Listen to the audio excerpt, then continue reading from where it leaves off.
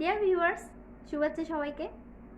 আজকে আমি আপনাদের সাথে শেয়ার করব পেঁপের দারুণ একটি recipe, papaya milkshake.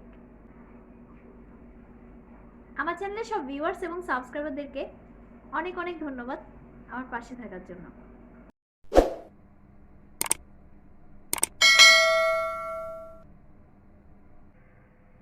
Papaya milkshake তৈরি করার জন্য আমি একটি পেঁপের অর্ধেক অংশ এভাবে ছোট ছোট করে টুকরো করে কেটে নিয়েছি।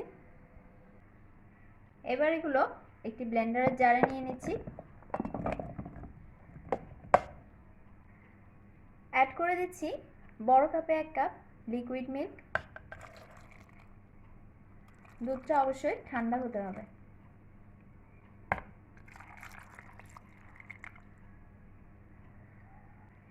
দিয়ে দিচ্ছি হাফ কাপ চিনি। চিনিটা পেঁপেটা কতটা মিষ্টি তার উপর নির্ভর করে বাড়িয়ে কমিয়ে দিতে পারেন। এবার সবকটি উপকরণ একসাথে ব্লেন্ড করে নিচ্ছি। ব্লেন্ড করা হয়ে গেছে। এবার আমি পাপায়া মিল্কশেকটি একটি গ্লাসে পরিবেশনের জন্য ঢেলে নিচ্ছি।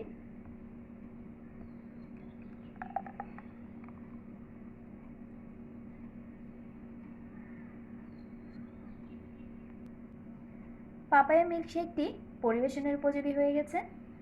আপনারা যদি একটু ঠান্ডা ঠান্ডা খেতে চান তাহলে নর্মাল ফ্রিজে রেখে দিন 15 থেকে 20 মিনিট, এরপর পরিবেশন করুন।